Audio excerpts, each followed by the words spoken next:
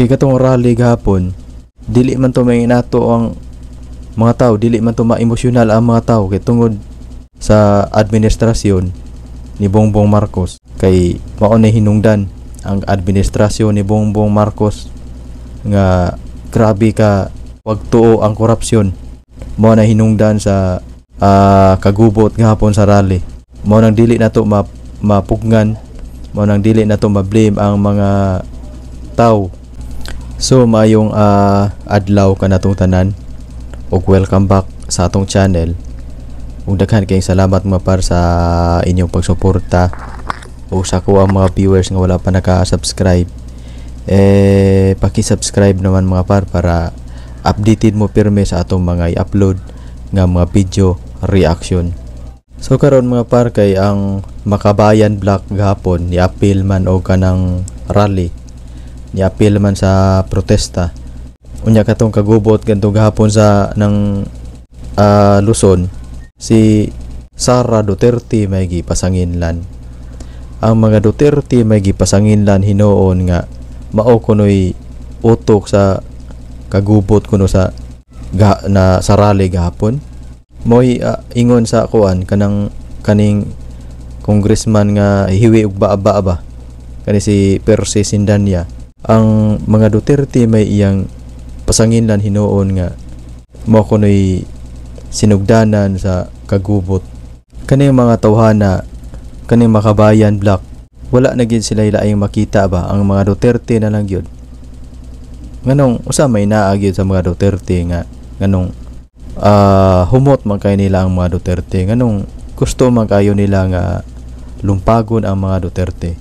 Kay katong rally gahapon, dili man to may nato ang mga tao, dili man to ma-emosyonal ang mga tao kay tungod sa administrasyon ni Bongbong Marcos. Kay mao na hinungdan ang administrasyon ni Bongbong Marcos nga grabe ka wag tuo ang korupsyon. Mao na hinungdan sa kagubot gahapon sa rally.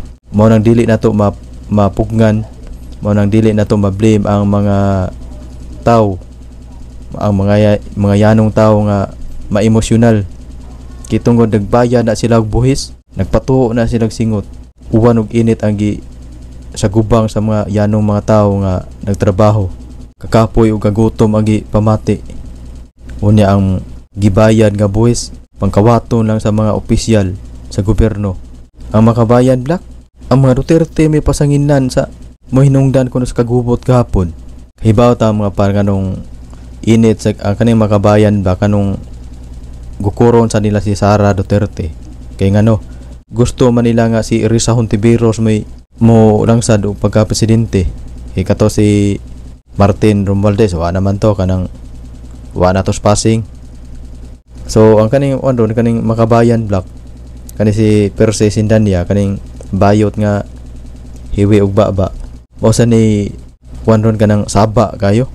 Dili man na maingon ana ang mga tao kung maayo pa pagka duma ni Bongbong Marcos ang Pilipinas, kung wala pa'y mga korupsyon nga gihimo, kung wala pa'y kinawatay sa kwarta nga gihimo, di man na ma-emosyonal ang mga tao. Laliman ka na ang mga yano mga tao taningkamot at sila maayo nga mabuhi. Bahala gagmay sweldo, nagbayad pa gyud og tax.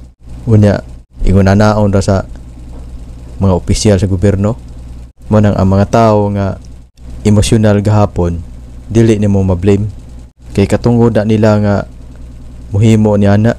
Unya pasanginlan ra ba dayon ang mga Duterte. Duterte kunoy nasa nagpaluyo sa kagubot gahapon. Kani mga tawhana o wa gani sila laing masod sa ilang utok. Mga Duterte gyud. So daghan kayong salamat mga par sa inyong pagsuporta. Unya palihog ko og subscribe sa akong channel para ma-update mo sa atong mga i-upload nga mga video